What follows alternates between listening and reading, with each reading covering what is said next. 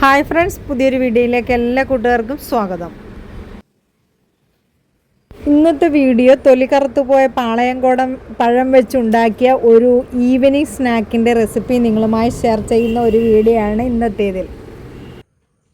ഈ ഒരു കുല പഴുത്തിട്ട് ഒരു 5-6 പടല നമ്മൾ റിലേറ്റീവ്സിനൊക്കെ കൊടുത്തു. ബാക്കി 2 ദിവസം ഞങ്ങൾ കുറച്ച് പഴം കഴിച്ചു. അതിൻ്റെ ബാക്കി വന്ന ഇത്രയും പഴം തൊലി കറുത്തു. ഇനി ഇതാരും കഴിക്കില്ല, നല്ലത് ആണെങ്കിൽ പോലും ആരും കഴിക്കില്ല. പണ്ട് കാലത്തൊക്കെ ഇതുപോലെ പഴവും ചക്കയും ഒക്കെ മിച്ചം വരുമ്പോൾ ആടും പശുവും ഒക്കെ വളർത്തുന്ന വീടുകളായിരുന്നു. ഇപ്പോൾ അതൊന്നുമില്ലാത്തത് കൊണ്ട് ഇത് എടുത്ത് ദൂരെ കളയാനേ പറ്റുകയുള്ളൂ. ഇതിപ്പോൾ തൊലി കറുത്തിട്ട് മാത്രമേ ഉള്ളൂ. ഉൾവശത്ത് യാതൊരു കുഴപ്പവുമില്ല. ഇത് എടുത്ത് ഒരു ഈവനിങ് സ്നാക്ക് ഉണ്ടാക്കി വെക്കുകയാണെങ്കിൽ 2-3 ദിവസത്തേക്ക് ചായക്ക് കടിയായി. ഇന്നത്തെ മക്കൾ ആരും തന്നെ ചെറുപഴം കഴിക്കാറില്ല, പ്രത്യേകിച്ച് പാളയംകോടൻ പഴം.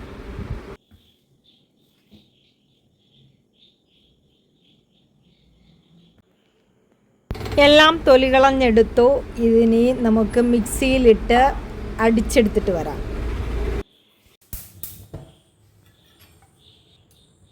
ഒരു പാൻ അടുപ്പത്ത് വെച്ചു. അതിലേക്ക് 1 ടേബിൾ സ്പൂൺ നെയ്യാണ് ഒഴിച്ചു കൊടുത്തത്. ഇതിലേക്ക് പഴത്തിൻ്റെ പൾപ്പ് ഇട്ട് കൊടുത്ത് കുറച്ച് ഫ്രൈ ആക്കിയെടുക്കാം.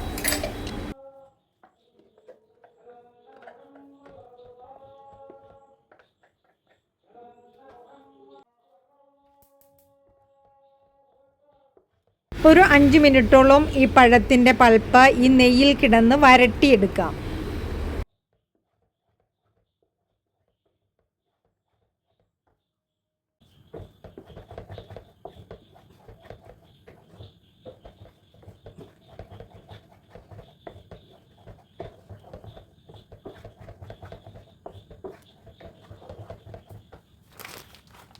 ഇതിലേക്ക് പാക്കറ്റിൽ വരുന്ന പൊടിച്ച ശർക്കരയാണ് ഇട്ട് കൊടുക്കുന്നത്.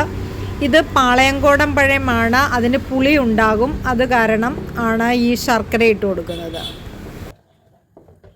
ഇവിടെ സാധാ ശർക്കരയാണെങ്കിൽ ഇത് ഉരുക്കി ഇതിലേക്ക് ഒഴിച്ചു കൊടുത്താൽ മതി.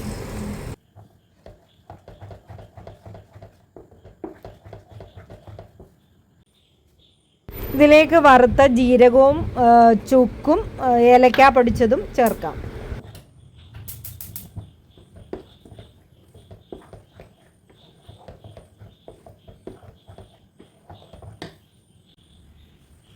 ഇനി ഇതിലേക്ക് 1 തേങ്ങയാണ് ചേർക്കുന്നത്. കൂടുതൽ പഴമുണ്ടായിരുന്നു, അതുകൊണ്ടാണ് 1 തേങ്ങ തിരിങ്ങിയത് ചേർത്തത്.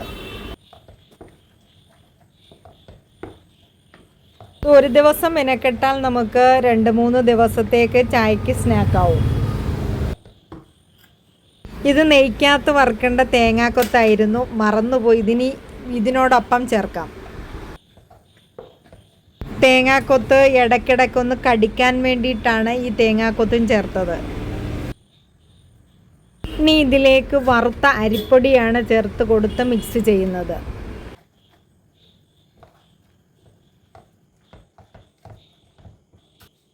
ഒരു നുള്ളു ഉപ്പ് കൂടി ചേർക്കാം.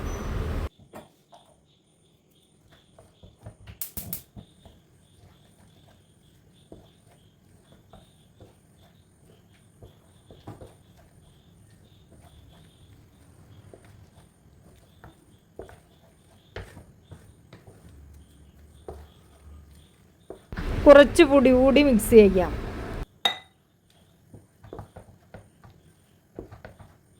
പൊടി ഒന്ന് ജസ്റ്റ് വേവിച്ചെടുക്കാം. ഈ മൈദയും പഴവും കൂടി മിക്സ് ചെയ്ത് എണ്ണയിലും പൊരിച്ചെടുക്കാം. പക്ഷേ എണ്ണപ്പലഹാരം വേണ്ടെന്ന് വിചാരിച്ചാണ് ഇങ്ങനെ ഉണ്ടാക്കുന്നത്.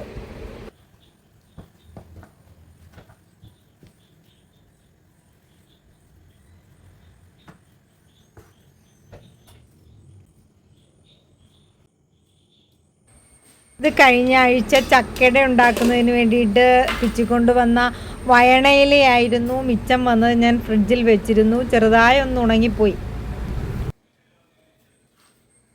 ഇതിലേക്ക് ഈ മാവ് പിടിപിടിച്ച് വെച്ച് കൊടുക്കുകയോ അതല്ലെന്നുണ്ടെങ്കിൽ ഇല കുമ്പിൾ കുത്തിയതിന് ശേഷം അതിലേക്ക് നിറച്ച് കൊടുത്ത് ഈർക്കിൽ കുത്തിയെടുക്കുകയും ചെയ്യാം.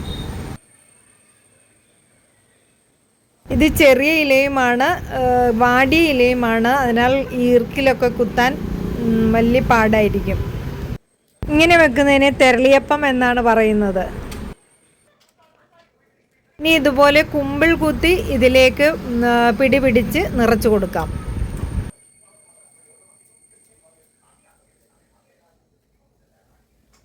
ഇങ്ങനെ വെക്കുന്നതിന് കുമ്പിളപ്പം എന്നാണ് പറയുന്നത്.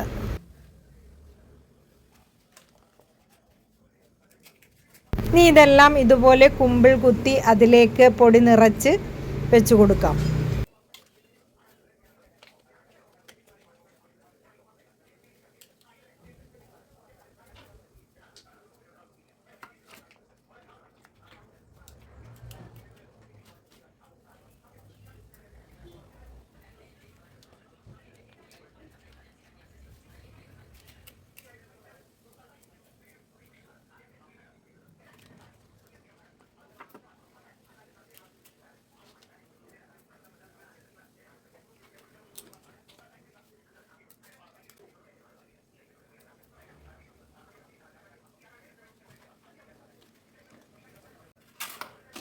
ഇത്രയും ഉണ്ടാക്കിയെടുത്തു. ഇത്രയും മാവ് മിച്ചം വന്നു. ഇനി അത് ഫ്രിഡ്ജിൽ വെച്ചിരുന്നാൽ നാളെ ഉണ്ടാക്കിയെടുക്കാം. ഇനി വയണയിലയിലെന്നും പറഞ്ഞ് വിഷമിക്കേണ്ട. അതേ ഇതിൽ വാഴയിലേക്കകത്തും ഇതുപോലെ കുമ്പിൾ കുത്തി നിറച്ചു കൊടുക്കാം.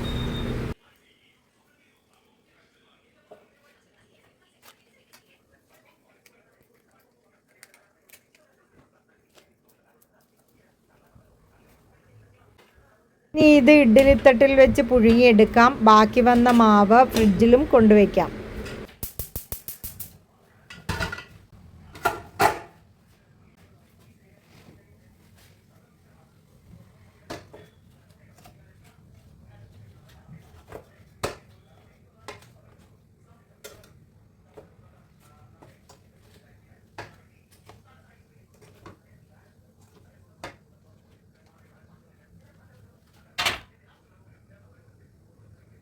മുഴുവനും വെച്ചതിന് ശേഷം ഒരു 15 മിനിറ്റ് സ്റ്റീം ചെയ്തെടുക്കാം.